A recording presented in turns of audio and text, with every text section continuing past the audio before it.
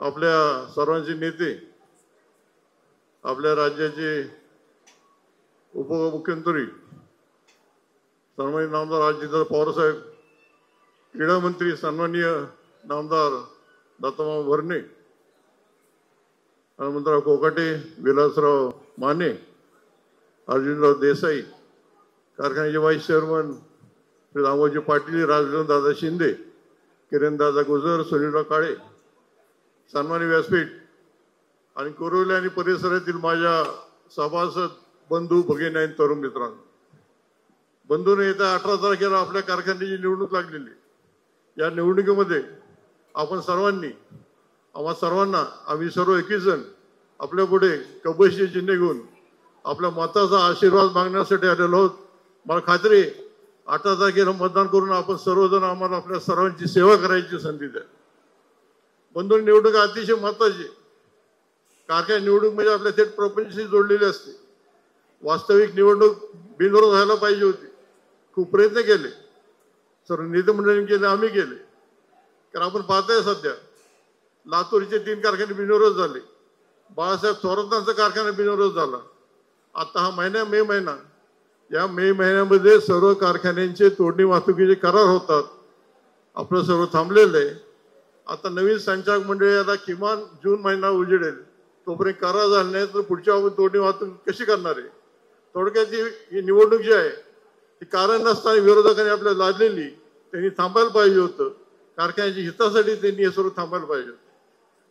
म्हणून त्यांना पॅनलचा पुरा करता आला नाही. आपला आपण पॅनल पाहिला, आदरणीय दादाने आदरणीय मामाने हा पॅनल केलेलं आहे. या पॅनलमध्ये 3 कृषी पदवीधर आहेत, एक डॉक्टर आहेत, एक वकील आहेत, 2 शिक्षक आहेत आणि बाळासाहेब कोळेकरांसारखा एक चांगला फौजी पण आहे.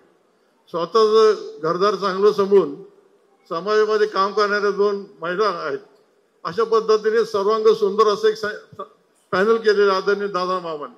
त्याला सर्वांना आपल्या सर्वांच्या आशीर्वादाची गरज आहे.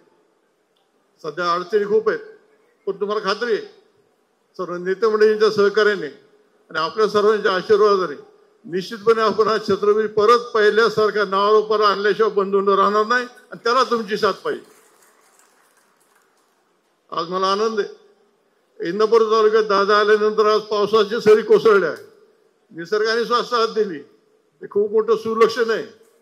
इंदापुरात दादा येतात प्रचाराला, वरून मेघ बरसतात. ह्याच्यात का चांगला आशीर्वाद कुठला असू शकतो शेतकऱ्यासाठी.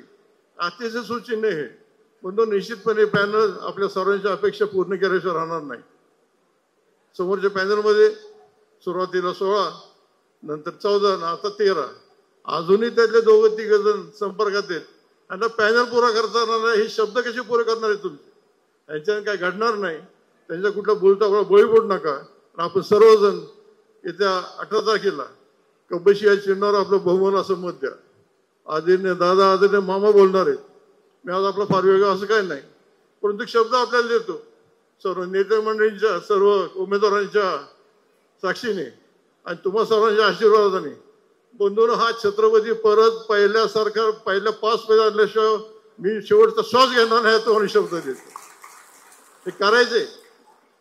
छत्रपती एक मिशन माझ्या दृष्टीने आयुष्यातलं शेवटचं ते निश्चितपणे करेन आपल्या सर्वांच्या आशीर्वादाने. मात्र त्याला तुम्हा सर्वांची साथ पाहिजे, ते निश्चितपणे घडणार आहे. हे काय आधी काय बोलत नाही, कारण दोघांचे विचार आपले ऐकायचे. परंतु बंधून आपलं नातं कसं असावं, नातं एकमेकाला सांभाळून घेणारं असावं. कबशीनी कपातनं सांडलं तर बशी सांभाळून घेते की नाही, तसंही कबशी आपली खून. त्या कबशीला आपण सर्वजण मतदान करा आणि 18 तारखेला आपल्या सर्वांची सेवा करायची आम्हाला संधी द्या, अशी विनंती करतो. माझे 2 शब्द संपवतो. जय हिंद, जय महाराष्ट्र, जय सरकार.